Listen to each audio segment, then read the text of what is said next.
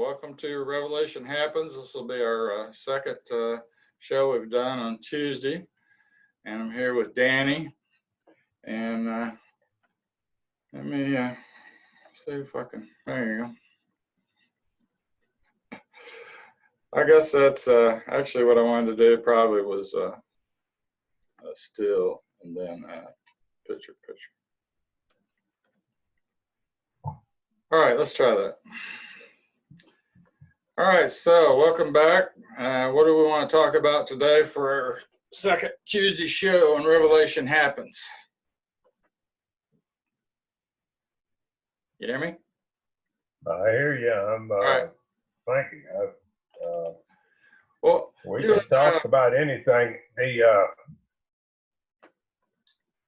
I think it's interesting to note that there's approximately 400 verses in the book of Revelations. And 270 some of those verses are near or exact quotes from the Old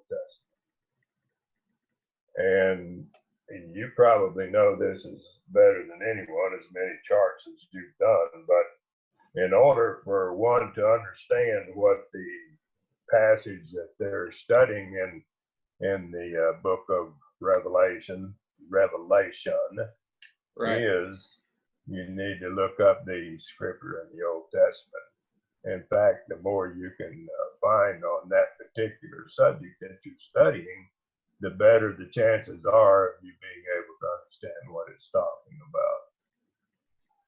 One thing that I believe about Revelation that most people don't believe, I think there's two keys. I think that it's multiple visions, not one big long vision. I think these are multiple visions that John had over a period of time. I think one of them is the vials, one the trumps, one the seals, and another one about the beast. And I think the other one, with particularly Revelation 13, is another vision also, which is probably, you would consider it in contrast to the others minor, not because it's less important, but because it covers a specific period of time at the end, whereas the other visions cover the entire gamut of time that Israel is in existence. I think another thing that people miss is trying to fit this into the parameters dictated by Alcazar and Lacunza, I believe their names were, the Jesuits that came up with the doctrine of futurism.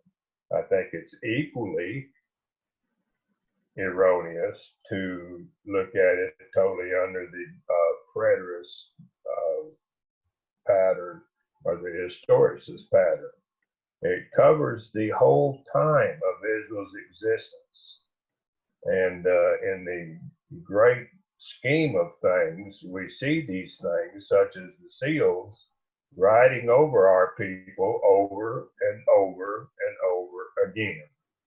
Is it possible to show my desktop on here?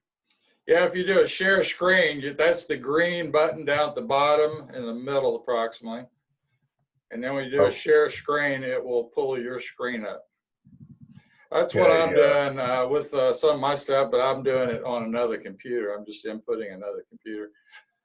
Did you do that? No, I haven't yet. Okay.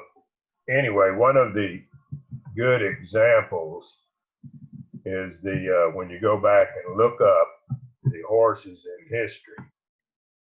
The horses are repeatedly spoken of in history in the old scriptures, and with the same three accompanying it's always in the old scriptures as wars, famines, pestilence, beast, wars, famines, pestilence, kings, wars, famines, pestilence, kingdoms, wars, famines, pestilence, and it may say Pharaoh or the king of Babylon or the Chaldeans. But in every instance, the only thing that changes is the beast. But when it changes, every time it changes, it is always a kingdom. when Daniel was relating the story that he was talking about in Daniel, where he was talking about the four beasts, which represented the four empires that were to follow Babylon, he said these four kings, or these four beasts, are kings. So the Bible is consistent in that it shows us that the beast and kings are one and the same thing. Okay. If you look at can you, well, I don't know if it shows. No, I can see it good, but you've got a sidebar, but it looks good. Okay, if you look at all of these references that goes down through here, I'm scrolling up. Can you see them? Yeah. Let me These see are if all, I can, let me see if I can hide that. All right, I can hide that. All right, that got our pictures out of the way. Yeah, it looks good. There you go. That's full screen. okay, these are all references in throughout the Bible where it talks about these four things, and you can see it repeatedly in all of these verses. It lists these horses, and it's a plethora of them. You can see where in Ezekiel 14:21 he calls them these four things, God's four sword judgments, and we know their origin is in Leviticus 26, where God says repeatedly that he will punish his people 7 times for their sins, and they are specifically the curses of the law. You can see in this top bar, if you can see up here where Jesus Christ talks about them in Matthew 24, he says famines, wars, pestilence, and false Christ. So we can see by using scriptural vernacular that the consistency of the theme that runs throughout the Bible. Now, if you follow this and you start thinking that possibly, I'm trying to get this back off of screen share. Can you make it Yeah, larger? you just hit screen share again, and it says stop screen sharing. Well, I don't have anywhere to that I see. There should be a little button there somewhere. I don't think I've Okay. got it on my side. Maybe I can do it. Okay. Let's see, stop share. Okay, there we go. All right. Now, if you follow this logic consistently with the other things in the scriptures, you see where the woman flees into the wilderness. If we look at that in the entire period of time, we will see where it says in chapter 12, it says, and the woman fled into the wilderness where she has a place prepared of God that they should feed her there 1,260 days. Now, if you break that up into yearly cycles, that would be 3.5 years or 3.5 time cycles. I'm not convinced that the usage of years, days, months, and all of this that are used in the scriptures is really the understanding that the scripture wants to give us. It's more about cycles of time. And we know that the woman in the scriptures always refers to Israel. And we know that Israel fled into the wilderness 3.5 days prior to the end, if you count the days as 1,000 years. If you go back 3,500 years, you're going to come out exactly to the Exodus. Now, the other example that I would give of that is the two witnesses. Now, I know that there's not, oh, by the way, before I leave that, I still hear preachers, I've heard this within the last month, that will tell you that Israel is going to flee to Petra and hide. Are you kidding me? They're going to hide from their enemies, the Arabs in Petra. The Arabs own Petra. You think they don't know where that's at? But they still teach that. it's amazing to me. Now, if you look at the two witnesses a little bit, I want to kind of read through that, if you don't mind me just kind of taking a roll. All right, go ahead, because I know what it says. So. Okay, it starts in verse 3. It says, I will give power unto my two witnesses, and they shall prophesy 1,260 days. This is the same length of time that back when the woman leaves from Egypt into the wilderness. It says, these are the two olive trees, two candlesticks standing before the God of earth. If any man will hurt them, fire proceedeth out of their mouths, and devoureth their enemies. And if any man will hurt them, he in this manner must be killed. I don't believe that's literal.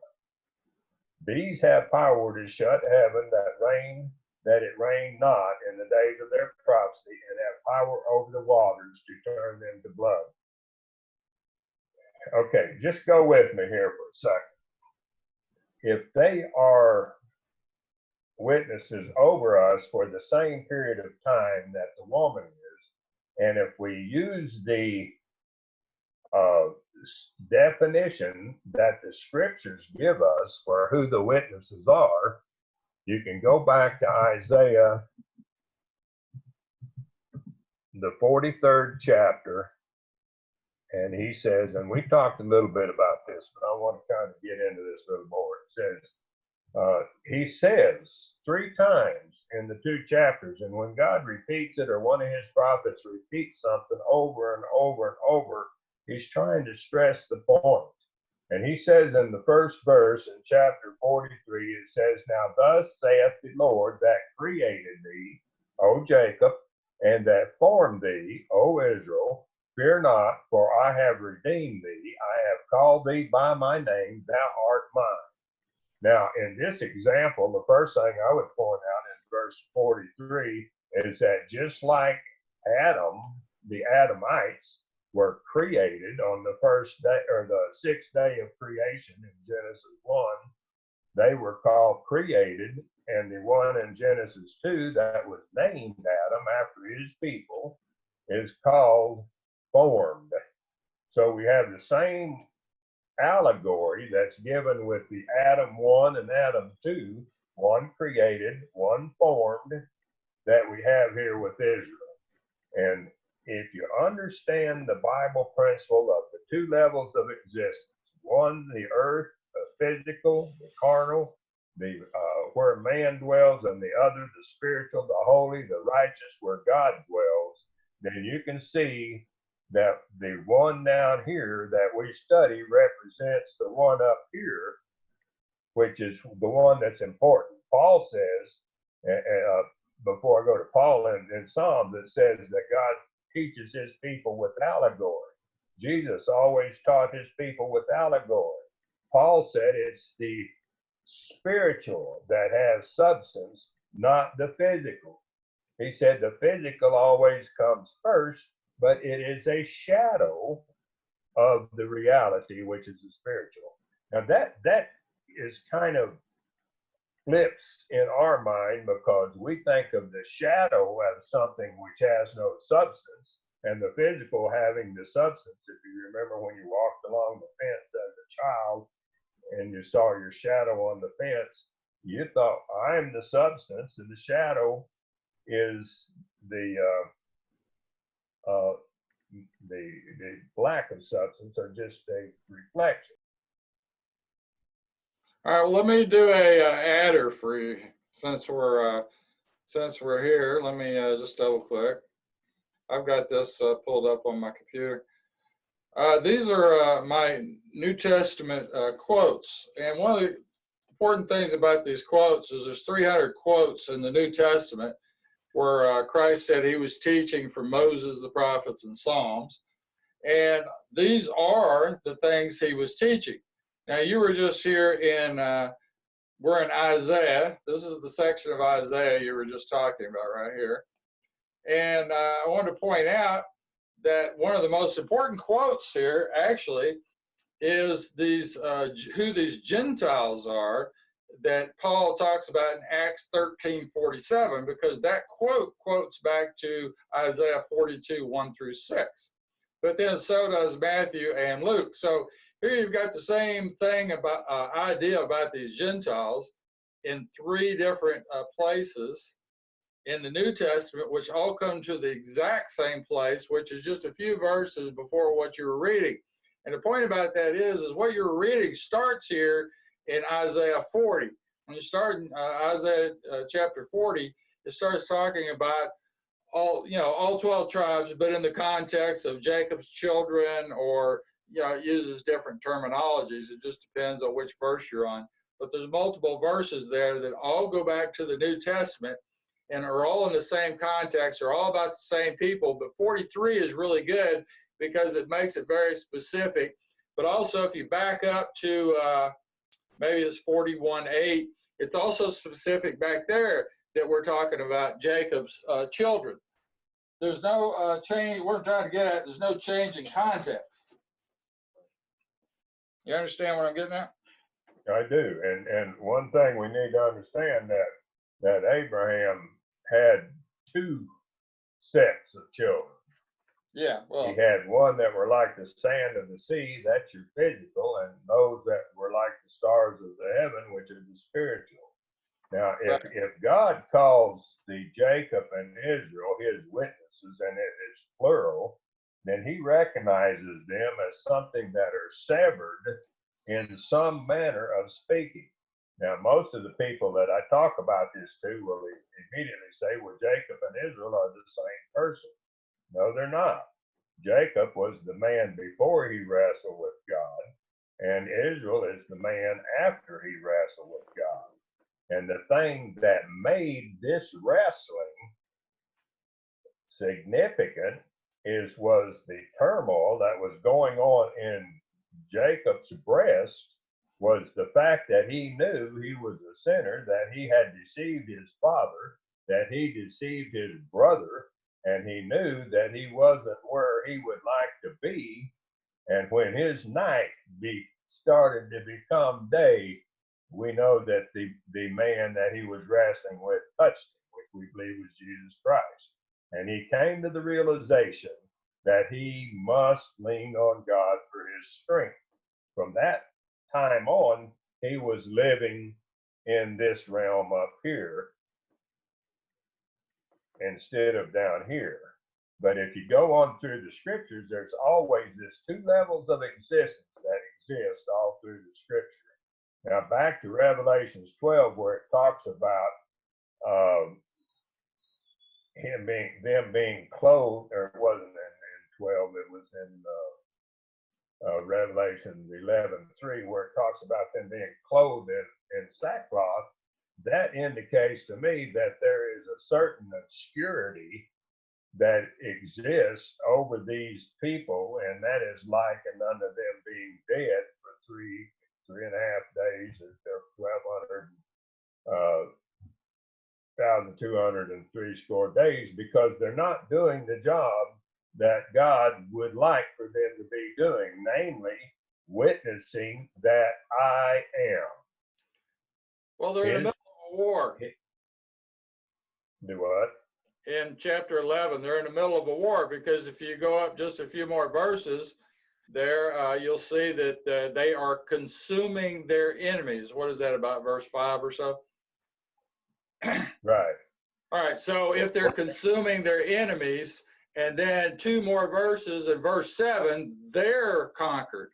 So they're conquered in a war. This is what's going on here in chapter 11, 12, and 13. Obviously, when you get to 13, there's a war going on, because when you start chapter 13, there's 3 beasts. There's actually 4, but there's 3 beasts there mentioned who are in control, being controlled by Satan, or conquered by Satan. So they're conquered in war.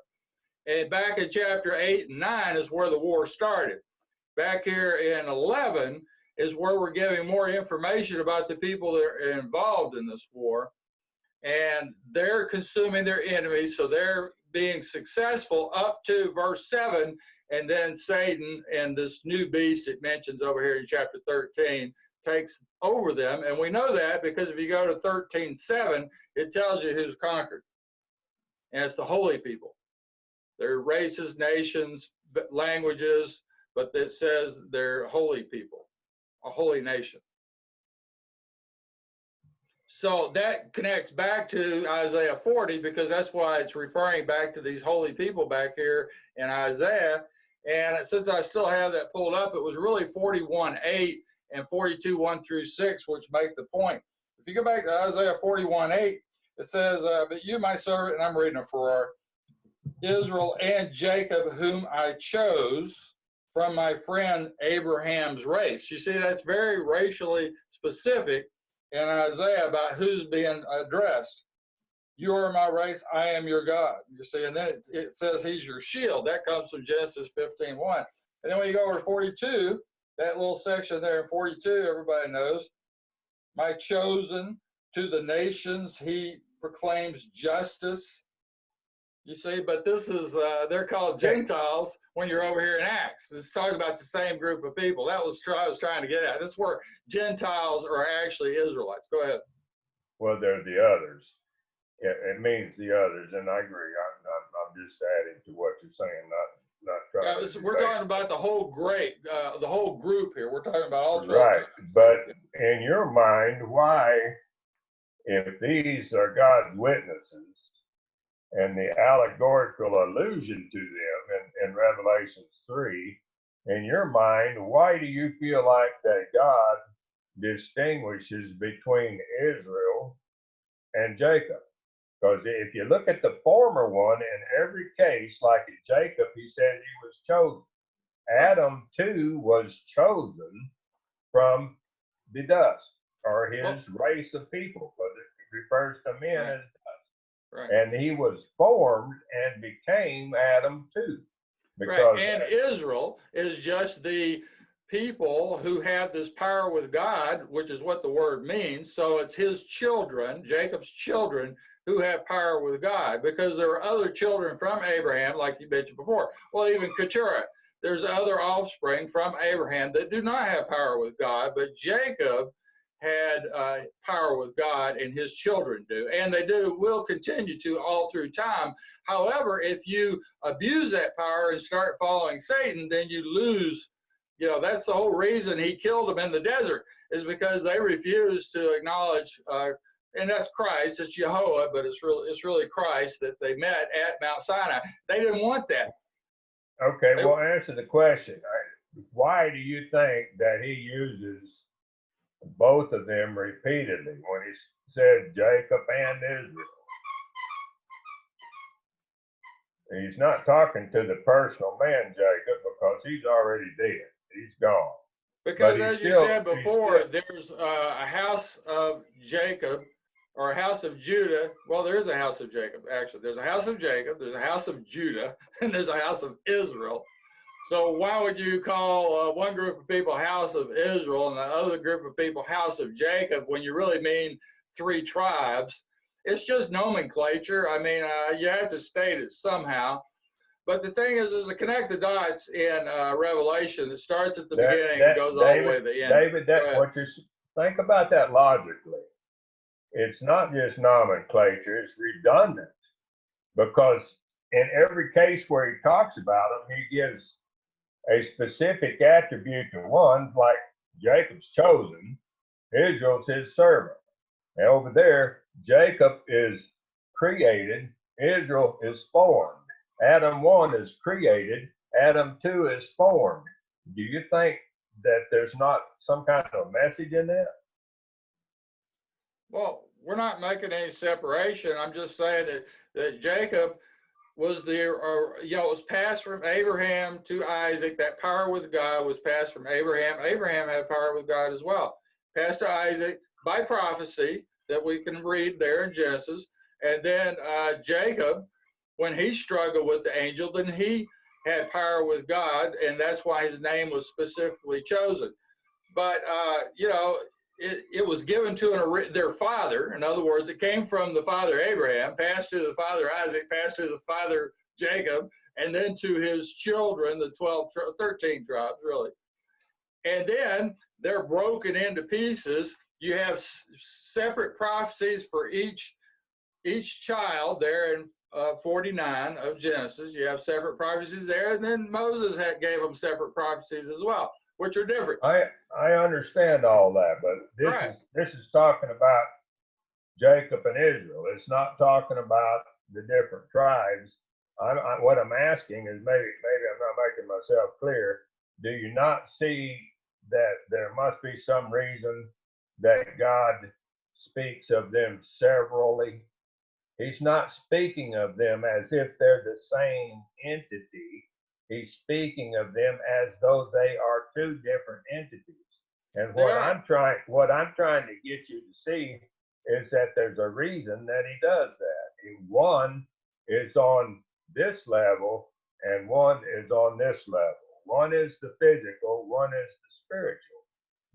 All right, but there's a little more to it than that, because what you were just saying also applies. Now, here's a couple other dynamics. Number one, we've got these two specific prophecies to Joseph's children, where Ephraim and Manasseh were going to be over control of all the tribes, you see, but they're still separate. You got one whole nation and then one whole commonwealth of nations. So you got two separate groups of people, and those are the two witnesses because they witnessed for Christ. But they're nations, they're actually empires, and that's what they're called. When you get to chapter 11, basically they're empires, because we just covered that in Daniel. There are the two wings of an eagle. If you recall, he said that he brought you out, and that was in Exodus, on two wings of an eagle, which is what's duplicated. He does not say that they're his witnesses. He said Jacob and Israel is his witnesses. He doesn't say Ephraim and Manasseh are his witnesses. No, they're over two groups of Israelites. Ephraim has a group, Manasseh has a group. The two whole groups which comprise all 13 tribes. Well, there's also tribes in Denmark, Sweden, Ireland. Right, that's the Commonwealth. So you got the Commonwealth group, and then you got the Great Nation group, which are witnesses for Christ. They're witnesses for Yahweh, but Yahweh is Christ. That's the whole point.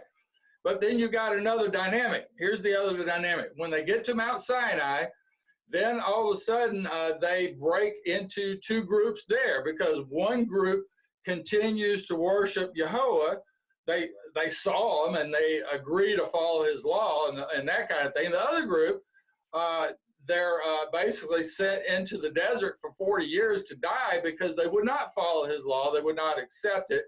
And so he kills them. I mean, basically, that's why he sent them in the desert, to kill them off. But then he kept their children and formed them under Joshua and went ahead and gave them the promised land, fulfilled the promise.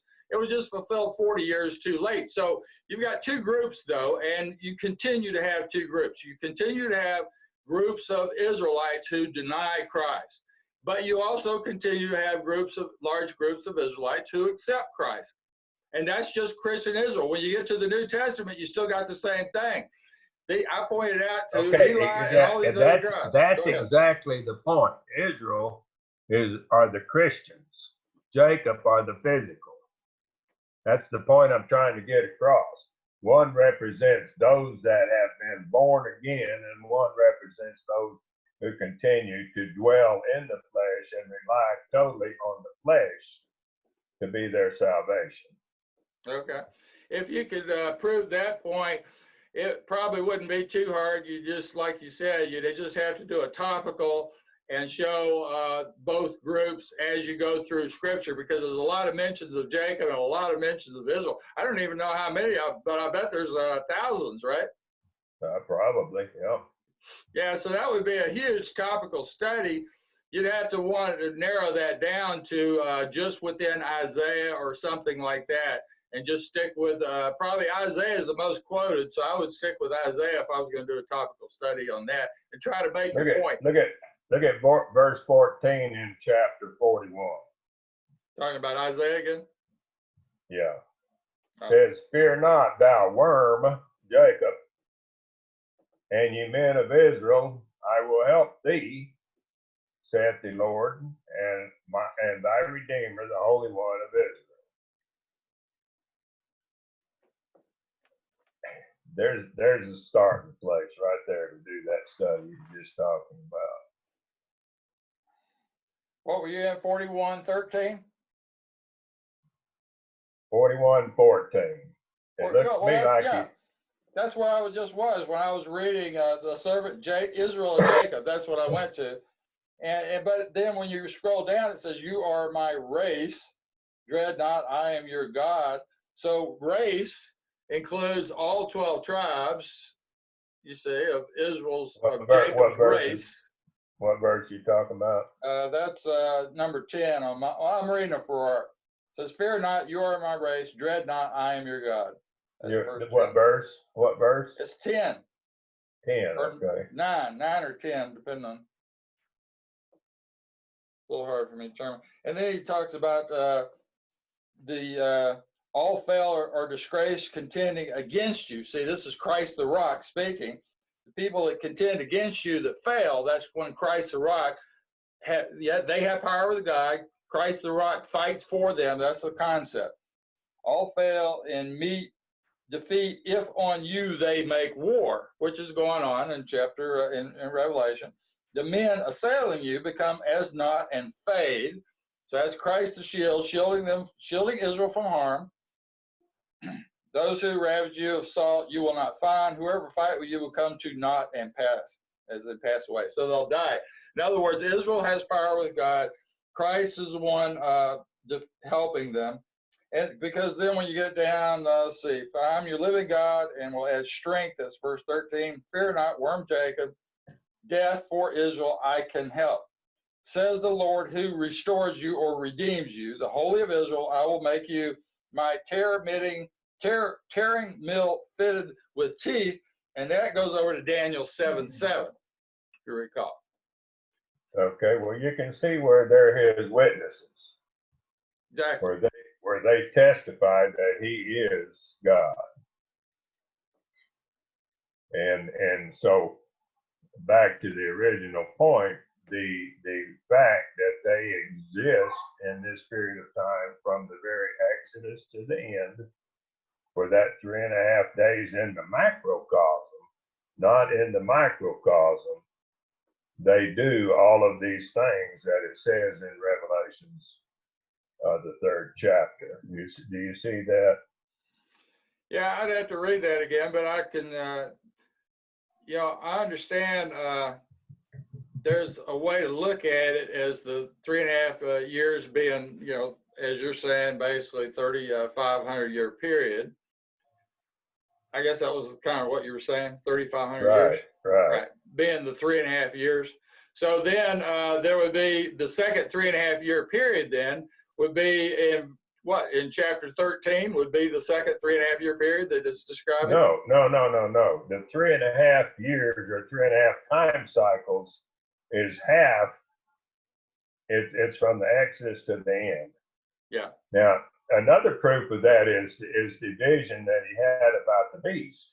The beast, the entirety of the beast system, which is 7 heads and 10 horns, does not all take place in the end times, but these are the beasts that ride over Israel for the entire gamut of time. So if you can see what I'm saying, John, the revelation given to John, he's talking about history, present, and future of the Israelite people and specifically that period of time from Egypt, the departure from Egypt to the end, although Egypt is included as one of the beasts. And you can prove that in your Ezekiel 16 and 23, where he talks about the whore being in consort with the beast system. And that's why it says in Revelations that she rides the beast, because she is in consort with them. And Israel is the whore, and Israel has always helped and allied and been part of the beast system throughout history. It still is today. I promise you, the government of the United States, which was wrested away from the Christian, Anglo-Saxon Christian foundings, have been riding the beast for a long, long time, and they're really flogging it right now. And Sure. In fact, that's the way I teach it in my videos. You probably haven't seen them, but still, yeah, I teach really that we're being run. In fact, I teach that this beast that Satan's in control of. If you go back and you try to look at, of course, you're looking at all right, so who would be let's go back to Daniel chapter 7. In your mind, then, who would be the first beast? The first beast is Egypt. You can't start from Daniel 7. You got to start with Ezekiel 16 and 23. Because Ezekiel, stay with me. Ezekiel names the first three beasts, and he says you're a whore because you sleep with Egypt, Assyria, and Babylon. Right. Now, Daniel picks up where Ezekiel leaves off because he's already down here in Babylon. And he says that Babylon is the head of gold, which will be followed by Medo-Persia, Greece, Rome, and then the final kingdom, Mystery Babylon, that has 10 horns or 10 toes. Okay. What's the first beast in Revelation chapter 13? Well, 13 is talking about the microcosm. It's not talking about the macrocosm anymore. It's getting down to it's talking about exclusively about the seventh beast, which is the one we're under today. It's the last beast. It doesn't say seventh beast in chapter 13. It doesn't say it, but it says that. I'm not sure. So you're saying that the first beast in chapter 13 is the seventh actual beast? Well, it's talking about this dragon, this great red dragon that gives power to the seventh beast. It doesn't say seventh beast. It just says it's talking about this. In mine, it says it's a great red beast or wild beast. Mine says wild beast, but that's just the way it describes it. In fact, if you're reading it, and some Bibles look at it a little different, but when you get over to Father in chapter 13, then it goes to the second beast.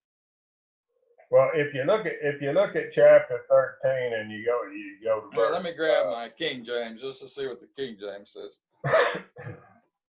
In 13, verse 2, he says the beast is like a leopard, a bear, a lion, and a dragon. And the dragon gave him his power and seat and great authority. Now, so it had control of those other beasts, is what I was getting at.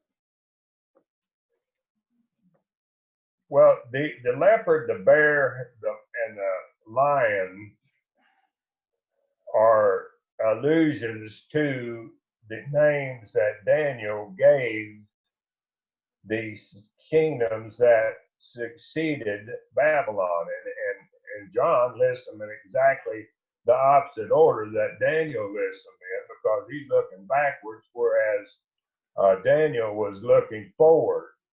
And what it is saying that the attributes of these animals are inherent in this last kingdom, as they have been in all of them.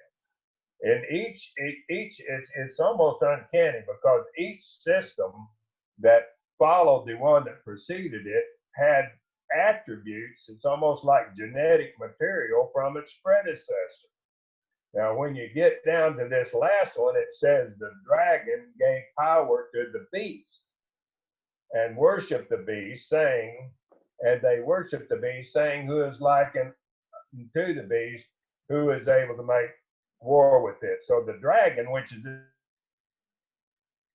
seven-headed, which is the last head or the last beast, and he gives it all of his power. And the people, and when it talks about someone worshiping something, it's not always in the vernacular that. Well, they're going to worship it by force, because that's what it's talking about here in 13. Who can buy, sell, or trade with, the beast is going to control all that. So, that's your worship. In other words, you're not going to rely on Christ. you're going to rely on the government because it's a conquering military empire. So that's what you're relying on. Well, when you when it says that they worship the beast here, it's not by force yet. Worship is an inordinate affinity for something. It's not like Christians perceive of us bowing on our knees and worshiping God or giving Him praise or trying to obey Him. This is something that is often done when they don't even know they're doing it, which is that inordinate affinity for this government that we're under. And we see it all the time. All right, let's go back to my question real quick. I understand what you're talking about, but here I got my King James here, back to 13:11, and it says, "And I beheld another beast." So at the beginning of 13, it said, "I saw a beast rise up out of the sea," which you just mentioned. That had three viewpoints of what that beast is. But then when you get over here in verse 11, 13:11, it says, I heard another beast with two horns like a lamb. See, this is a lamb. Mine says lamb kingdom. So that's actually the two witnesses, in other words, it's a beast. So there are two horns on a beast, all right? This is the two witnesses, but let me go on. Because they worship the lamb, in other words. And then verse 12, he exercises all the power of the first beast. So then we got a first beast, and then we got a second beast. And right here, 13 starts out talking about a beast, then we got a first beast and a second beast. But you've got three other beasts here at the beginning of 13, the first chapter. So now, how many beasts are we talking about here? You see what I'm saying? Well, the This is beast, getting confusing. when it refers to the beast in the very first verse, he's just saying a government. Right. And this government is actually a corporate term for this whole seven king system. And it's this ideology of this seven king system that gives it power to the last system, which is one that has two horns on the same insane mad cow. In other words, you have the illusion that there's two horns or two choices, one Democrat, one Republican. That's a good way of looking at it. But they're both connected to the same mad brain. So it doesn't matter whether you where you adore this beast and run out and fall before it and cast your vote every 4 years when they sound the flute and the palsy and the cymbals, and you go bow before that image and you cast your vote for the right horn or the left horn, it still feeds right into that same insane brain. Okay, we got that. But look, Danny, so you're basically saying there's only one beast right now. Is what you're saying, even though it starts out saying there's three in the first one. There's three, and then in verse 11 there's two more, or one with two horns, but two horns are two kingdoms. So that looks like the two witnesses to me, because they worship a lamb. And then there's another one when you get to 12. So that if you're counting, that's 3, 4, 5, and then in verse 12 that would be 6. David, hang on a minute. If you're counting. These different allusions to the beast are talking about one beast in chapter 13. These three beasts up here is simply an allusion to Medo-Persia, Greece, and Rome. So you're saying one beast that has those attributes. Hear me out. The beast that comes out of the sea's got 7 heads and 10 horns. The beast which I saw was like a leopard, a bear, and a lion. That is the three last beasts preceding Rome. That's Greece, Medo-Persia, Greece, and Rome, actually. And he's saying that what he's beginning to talk about, or the vision that he's having now, is that this last beast has the genetic material of all of these beasts. Okay. Okay. And when he sees one of the heads wounded as is to death, I believe that's Rome. And the deadly wound was healed when they came to the agreement that it would have two divisions, one government and one religion. So from the time of Rome, whenever Rome became to an impasse where it was being destroyed, and the 10 tribes of Israel literally destroyed Rome, and yet they allowed it to come back to life in the form of continuing government of man and religion of the beast. Right. So actually, from the time of Rome, you've got the false prophet, and you've got the Antichrist, which is the entirety. It's actually the whole gamut of the beast. But you've got them ruling in consort together until the last beast, which is referred to as Mystery Babylon, with two heads, or one head and two horns. And those horns could again be religion and government. But I think it's talking about the two-party system. And so when they worship the dragon that gave power to the beast, they're worshiping the idea. They're worshiping the idea that this image that Nebuchadnezzar set up on the plain of Dura, which represents man, which represents these 5 kingdoms, which corporately represents all 7 kingdoms, and which represents government, that's the idol we still bow for to this very day.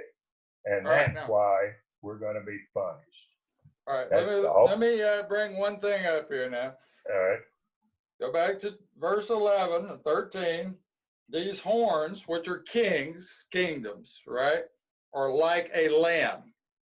When you have a lamb kingdom, what is a lamb kingdom? Because that's what the term mine uses, lamb kingdom. That's not just a conquering some beast that's a normal beast, a normal kingdom that goes out and conquers people. That's a very specific kingdom. Otherwise, it wouldn't say lamb. Because it sets itself forth as being the peacekeeper. What's a peacekeeper? It's one that is holy, and it's got good motives and good causes. But it speaks as a dragon, saying it'll kick your butt if you don't keep the peace like I see it. They go out and nation build. I think it describes us to the peace. I think we're back here in verse 7. If you go back to verse 7, was given unto him. So it's talking about this beast that's under control, Satan, given unto him to make war with the saints. Right. Okay.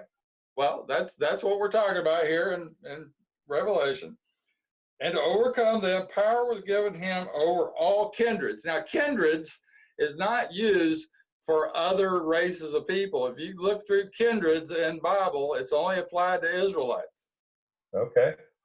All right. So there's talking about kindred nations of people. It doesn't say that. And nations, because it says that, tongues and nations. So kindred nations, and up there it said. No, wait a minute, you're cheating. Go ahead. It says kindreds, tongues, and nations. Right. Yeah. So they're nations of kindred people. I can buy it. No, it's not saying the nations of kindred people. It's saying the kindred people and the others. It just called them the saints. It just started out calling them saints. Make war with the saints. It does. And then it's defining who the saints are. But you're extending that to say that the continuing portion of that is still talking about the saints, and it's talking about in addition to the saints. It's just like it says the beast in the other passage in Revelations where it talks about the 7 heads representing 7 hills that the dragon sits on. That's the 7 continents. That's the whole world. They rule over the entire earth. And we have done that for years. We have done that for decades.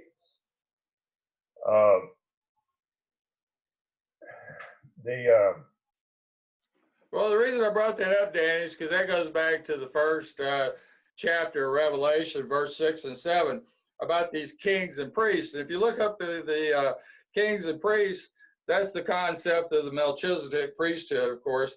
And that goes all the way back to Exodus 19:5. That's the first thing that Christ actually told people, the Israelite people, when they got to, in fact, I don't even know if they actually got to Mount Sinai yet, but they were either on the way or they were just arriving. The first thing he told them, he was going to make them a holy people, kindred people of kings and priests. I understand that. And that's also, you see that little word that right there in verse 7 that says "and." That is a contraction joining, or that is a joining word that makes a distinction of two contrasts. The first part of the verse, and I agree with you, it says they would make war over the saints, and that's not saints making war over the saints. It's the government part that makes war over the saints, right? And to overcome them, and that's another contrast. Power was given them over all kindreds, tongues, and nations. Right. So it's not saying that these kindreds, tongues, and nations were saints. It was saying that this is what he made war with. And all that dwell on the earth shall worship them. And this may not be what is taking place in chapter 13 here may just be in the process of really coming to fruition in the final perfected sense right before our eyes right now, because in this instance, in this case of what's going on before us right now is the first time that the entire earth has been corporately dictated as to its behavior and what they would do, and that this CV-19 is doing that. So I don't disagree with you what you're saying, but I believe that what we're seeing happen right now is the fulfillment of this, and I think in part we have been the forerunner of this, for certain, in this country. Yeah, well, I'd agree with that. At any rate, my point that I made in my teachings is that Revelation starts out talking about the holy people. These 7 churches, all this is about the holy people. And when you got to verse 6, that connects us back to the first thing that we were told in Exodus when we came out. And then the next one, in verse 7, every eye shall see them, they also who pierce them, and all kindreds of the earth shall wail. That's used again. What kindreds group of people who have Christ over them would wail if it was just any old nation and not the holy people? There's only one group of people that would wail over Christ after seeing Christ. The other ones don't want him, so they're not going to wail over Christ. Well, I'm not disagreeing with you that the word kindred is talking about us. I'm not disagreeing that, but I don't believe nations is. And when it says they rule over the whole earth, I think it's talking about the globe, not the Adamites. All right, well, let's go to 5:9 then. If you go to 5:9 of Revelation, it says, and they sung a new song, they are worthy to take the book and open the seals, which is talking about Revelation, for thou wast slain and hast redeemed us to God by thy blood out of every kindred, nation, tongue, people, and nation. So now if you're going to include everybody in that kindred, see, this is kindred of the holy people. It's not kindred of the whole world. It's not used in that context. All right, so it's used in the context of 12 times. I never said that kindred was anything other than the people of Israel. You're not Okay. hearing me right. No, I am hearing you right, because it says kindred, tongue, people, nation. Over there in 13:7, you said, oh, it doesn't have to, that's all the nations of the world, not just Israel nations. You said, I took Not it the out of kindred, context. no, not the kindred part of it. But No, when but you this is, start talking about all nations and tongues and kindred, it's saying that it rules over all of the Israel people, all of the people that aren't Israel, and all of the nations of the world. okay. But that's not what it's saying back here. I'm just saying, if you keep it in context of what it says back here in 5:9, it's talking about the Israel people, kindreds, nations, tongues. Well, if you stick to that same concept, it says the same thing in 13:7. It's just a duplicate of what it says here in 5:9. Why would it be that redundant? Why wouldn't it just say out of every kindred? It's trying to make a point to you who the two witnesses are, is what it's trying to tell you who they are. It tells you here in verse 1, 6, and 7 who they are. It tells you in 5:9 who they are. It tells you in chapter 7 who they are. When you get to chapter 11, it's telling you again who they are. There are these two witnesses, which go back to Zechariah 4. When you go to the bottom of Zechariah 4, they're two anointed sons of oil. What two anointed sons of oil have there ever been except for Ephraim and Manasseh? There's never been two anointed sons of oil except them. That's just my concept. Why doesn't it say that in Isaiah 43? Why doesn't it say Ephraim and Manasseh? It doesn't. It says Jacob and Israel. Okay, but they're under, but we already know they're under Ephraim and Manasseh. We already know that because it was a prophecy. It's because he's trying to make you draw a distinction between Jacob and Israel. Jacob is the flesh. It's the nations according to the sand of the sea. Israel is the spiritual nation which had been born again, which is of the stars of heaven. Right. Okay. Okay, but that doesn't include other nations and tongues. That's the whole point. No, over but here, this passage does when it. Israel. But when I'm not saying, it doesn't say that these people that are ruled over are witnesses. It says Jacob and Israel are witnesses, but it says this beast system rules over the entire earth. That includes all nations. That's technically what a beast would be. A conquering military empire. That's basically what it would be. Right. A government. Right. Good show. Yeah, I would say so. It's probably covered stuff that most people wouldn't cover. You about done for the day? Well, we're time's about up, isn't it? Well, we don't have when there's only two people. They don't restrict you on time. I haven't even looked to see. In fact, it doesn't even show me how long the meeting's been, actually. Well, if you want to continue, we'll continue. It's 12:04 right now, so we've been on about an hour. Oh, okay. Well, that's pretty good. So at any rate, yeah, I'm kind of, if you look at this New Testament quotes and order chart I did, we could argue about that for sure. That's just basically all the quotes where I go back and put them into context. There's a lot of prophecies, actually, is what I was mentioning earlier. There's 300 quotes, and a lot of those are prophecies actually about the second coming of Christ. In fact, I think most of the prophecies of the second coming of Christ are right here in these quotes. And when I drew all that out, it's only one line, but I just summarized it the best I could. A lot of stuff in Romans, but you would expect that. David, go ahead and keep talking for a little bit. I'm going to have to get up for a minute and let my dog out. I'll go ahead and close this out. It's no big deal. Okay. All right, it was a good show, and we'll hopefully see you again on Thursday, same time. Okay. All right. See you later. You take care.